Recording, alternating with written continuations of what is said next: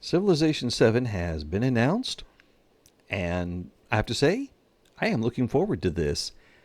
Of all the gaming series that I've been involved with over the years, Civilization has pretty much delivered solidly, well, nearly every single time. Nearly every single time. I want to look over the different iterations of Civilization and what that may portend for Civilization 7. And then also talk about some things that have happened recently in the gaming industry that I think will actually be to the benefit of Civilization 7. We start back with 1991 with Civilization 1. I got this to run on an old 386 computer. I was 23 years old at the time. That's right. Back in my day, I was much older than you whippersnappers. I had a 386, and I was darn happy for it, and all that yada yada. Well, what was Civilization? It was a puzzle game that had historical flavors added onto it. Think of the game of Go. It's a position game. You have this big grid, and you put a tile down, and then your opponent puts a tile down, and you're working to capture territory to block it off, and then to capture opponent pieces and things like that. But it's essentially that. It's a positional game. That's what Civilization is. You select a location for your city, you capture the territory around it, you work with some rules to get another one and another one.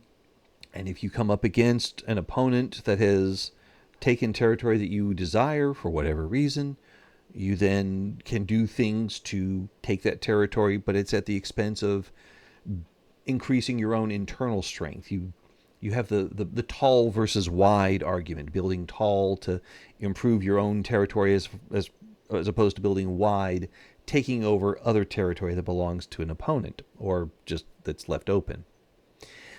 It was maybe not the first, but certainly one of the best ambassadors of the 4X genre, the explore, expand, something, Anyway, I don't care. The 4X genre, we'll just call it that. But it was really cool. I had lots of fun playing it because it was a fun game. But remember what I said there. It's a puzzle game. There are historical elements of flavor. I'm playing a civilization. I have technology that I research. We started 4000 BCE. We go all the way to 2000. Well, it was BC and AD back then. Now we call it BCE and CE. But at any rate, 6,000 years stretch of time, baby. And you could even play on a map that looked like the world. But it wasn't a simulation. A simulation is where you are looking to have historical accuracy, even at the expense of gameplay elements. There just may be times where you say, I've got to have more accuracy rather than fun. And there are a number of Paradox titles that are like that. They just are. But then you also have a pure game like Civilization that says, that was their design philosophy. If you bring something in and it's not fun, get rid of it. If you bring a change to the AI and it makes the AI stupid, take it out. Now, stupid AI is much different from just bad AI. Bad AI at least is making the right choices, but you're getting around it or whatever. But stupid AI just makes a completely dumb choice, and then you easily beat it that way. You don't want that. So they work to make sure that you wouldn't have stupid AI and that you wouldn't have an experience where you were forced to do something because history demanded it or whatever. They made it where it was a fun game. They even said like they had one point where like volcanoes would explode that would shatter your empire, or massive plagues would hit, and the players would either want to start a new game or go back to an earlier save and hope they avoided the event. So they got rid of those. I think that's a good decision there. Sid Meier really knows his stuff in simulation or game making more than simulation generation. And that gets to Civilization 2. This came out in 1996, 5 years later, and oh my gosh, there was so much more to do in Civilization 2. First of all, it could run in Windows. The Civilization 1 was a DOS game. Civilization 2 ran in Windows, and you could do stuff like you could work out that way, had better graphics, And it was really, really, really, really moddable. Civilization 1, you could tweak some files, but this guy, man, you could mod it out. And I built my own mods, and I found mods that other people had made and downloaded them over a 28.8 modem connection, and played this on my 486 and had a great time. This is, I think, one of my favorite games. Certainly one of my favorites of the series. I really enjoyed this way more than Civilization 1. And that was intentional by the guys that made the game. They said, hey, we had a lot of fun with Civ 1. How do we make it better? Yeah, make Civilization 2. it, it absolutely took the base game and added additional features that made it more compelling. It was still a strategy game, still based on a puzzle that you have to solve. It's essentially finding a good mathematical solution for a very complicated problem, and the parameters are amorphous over time. They're plastic, but this gave me a great puzzle to solve repeatedly, and I really enjoyed doing it. So well done, Civ 2. Then came out Civ 3 a number of years later. I wanted to love it when it first came out, but something about the graphics being they yeah, they used more pixels and more colors, but I didn't really feel that the graphics were all that much better than Civ 2. Hear me out. Yeah, Civ 2 was definitely 16-bit, 8-bit, amazing art, whatever.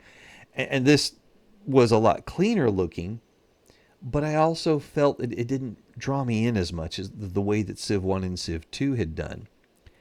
And there were mechanics changes in Civilization 3 that just, I don't know, it really wasn't doing it for me. I felt like playing it was a bit of a slog until after some patches and DLC came out, and then I was able to get into it. This was the first Civilization game that took me some time to get into before I could really grab on and enjoy it and say, okay, this is a good game. This is all right. And that makes me think, because other Civilization games have had the same issues, that something's not right at launch.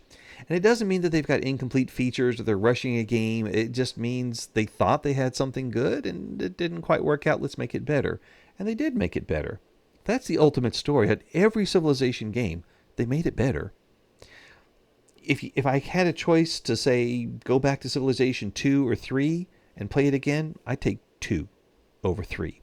If it was between Civilization 3 or Civilization 1, Civilization 1. So my ranking so far, Civilization 2 is in first place, Civilization 1 is in second place, and Civilization 3 in third place. Let's go to Civ 4. Where does this one land? Even though it looked more cartoony than Civilization 3, there was something about Civ 4. Once I got started, once I got past the fact that they're going to be cartoony, I really enjoyed the play in that one. It just, I don't know why, but I did. I loved it so much more. And maybe I think it's because of the additional mechanics that they added. They refined what was in Civ 3 and took some of it out, and then made, they kept the good stuff, made other stuff better, and then they added new things. And it's always whenever you add new things, that's what really excites me now. By this time, having gone through 4 different civilizations, we got used to the idea that they're going to add things. We may see some of the old civilizations, we may see new ones, and that means we have new leaders, new unit types, new ways of solving the problem of click on an area, take it over, expand, expand, expand, build out your technology, get the capability to either... And by this time, it wasn't just conquer the world or launch a spaceship. You also now have cultural victories and other victory types, diplomatic victories. These were great ways to express ourselves and not be locked into simply winning a game of Risk. Just conquer the world. We don't have to do that anymore. We could Just be really, really, really superior in our culture and take things over. And Civ 4 was moddable. I don't think it was as moddable as Civ 2 was, because there were some complete reskins of Civ 2 where there was even a Masters of Orion 2 version of Civilization 2 that was fantastic to play. Uh, it was so easy to just swap out graphics and things like that. And once we got to 3D animations, then we could no longer just say, oh, use this picture instead of that picture. It was now, we got to, 3D models. That rules me out. I can't mod that. But I can still go into the files and tweak around with them and go hee hee hee and play with it. And I had a cheat civilization and I had fun with that. And then I said, okay, I'm tired of winning. Now I want to like actually play the game. And I got to that point. I always do that. In terms of fun, though, yeah, it definitely. I put it between Civ 2 and Civ 1. Civ 3 still on the bottom. Civ 1's in third place. Civ 4 is in second place, and Civ 2 is in first place. And then around what was it, 2008 or so, or 9, 10, 2010. I can't remember. Anyway, Civilization 5 came out. Yeah. My problem with Civ 5 was that my computer couldn't play it when it released. I hadn't upgraded in a long time. Computer couldn't play it when it released, and there were already a lot of issues with it when it released, so I just stayed away. And I kind of lost touch with the franchise because I really didn't like Civ 3. I really enjoyed Civ 4. When Civ 5 came out and had issues, I thought, okay, well, maybe it's just not going anywhere. And I think I was wrong with Civ 5 because when I see the love that it has gotten from players over the years, and that when Civilization 6 released, Civilization 5 was still killing it in terms of gameplay, with people playing it on Steam and all that, and downloading it and reviewing it. This is a beloved game. I missed out. I honestly missed out. And I'd have to say that I probably would have really enjoyed playing it. I didn't, though. And I'll just go ahead and say I'll put it on the same level as Civilization 4, because the same kind of language I use to describe Civ 4 and that others use for it, they also use for Civ 5. It is a very well respected, very great. It is a great game. There are people who say, yeah, I love this more than Civ 6. I'm not one of them because I never played it. But it is a well-loved one, and it showed that once again, it may have difficulty at release, but it gets better. And not just gets better to where, like, yeah, okay, I guess it's a game. It's like, oh my gosh, this is it. This is the real thing, dude. Kind of better. Yeah. Sort of like in England or in English, we could say, yeah, something is, yeah, it's pretty good, meaning, yeah, it, could be better, but it's not worse. It's pretty good. And then sometimes we say, oh, this is pretty good. Same words, but the tone indicates, oh man, yes, this is actually excellent. But I'd say this is pretty good, meaning it's excellent, as opposed to it's pretty good, meaning it's fair. But this is pretty good from what I hear. And that gets us to Civilization 6, which it was getting killed by Civilization 5 after launch. And for 3 years, this game struggled to get close to the Civilization 5 player counts. But after 3 years, and it had some DLC and some patches, you'd see the player counts. Well, let me start over here, actually. I have to remember the way the camera's mirrored. So, yeah, like if this is 6 and this is 5, after 3 years, they meet and then cross, and Civilization 6 continues to go up. Civilization 5 actually just stays pretty constant. It went down a little bit, but there is a core group of Civ 5, and that's how good it is. That should tell you something. But for me, Civilization 6 just kept going up, and I'm one of those guys. I had trouble with it at first.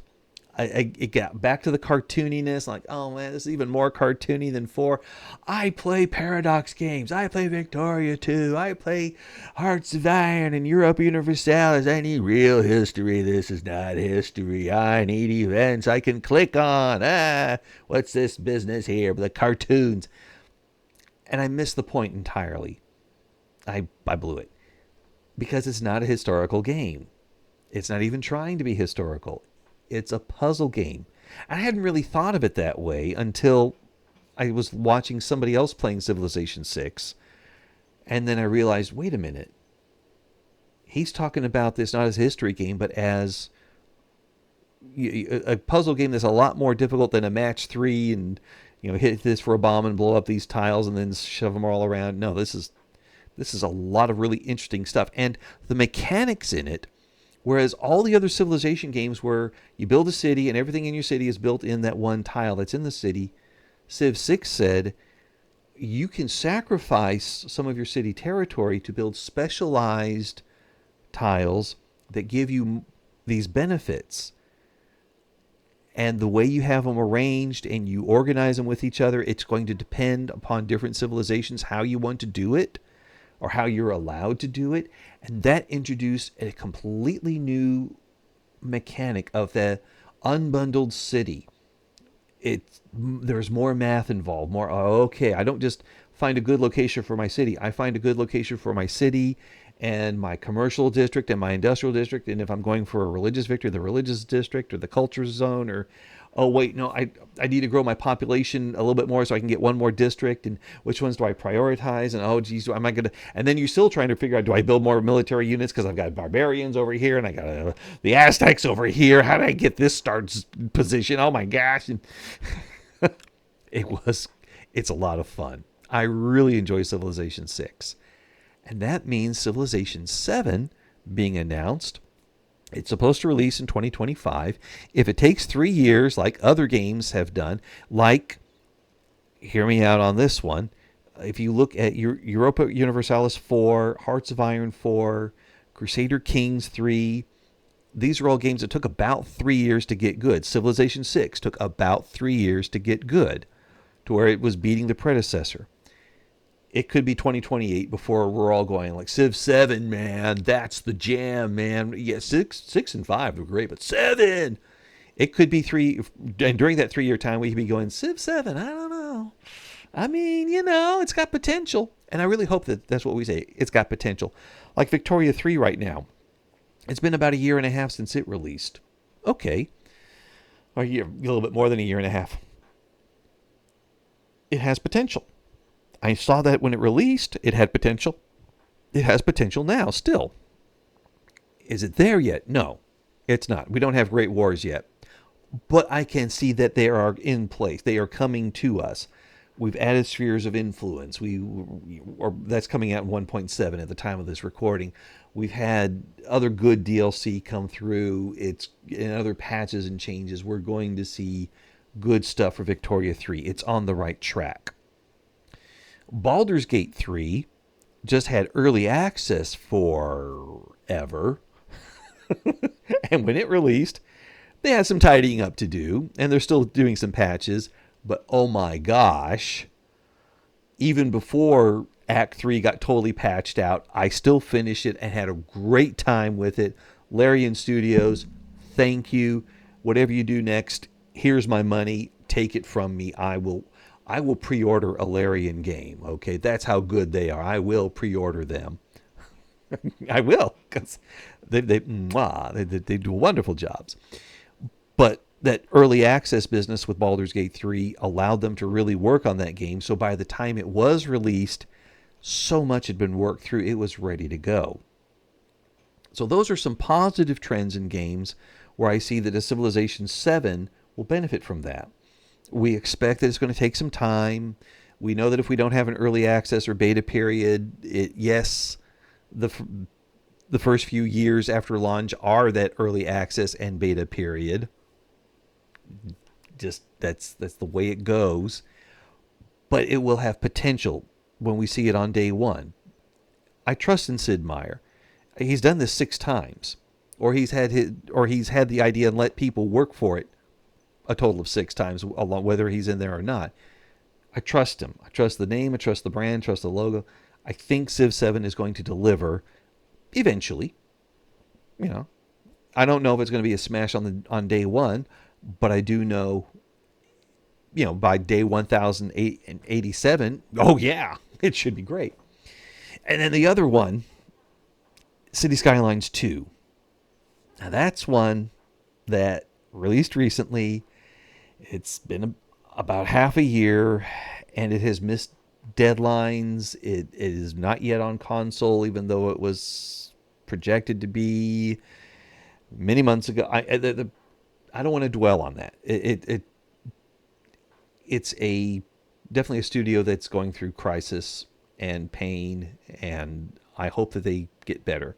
And right now, the Cities 2 has got a complete rework of its economic system underway.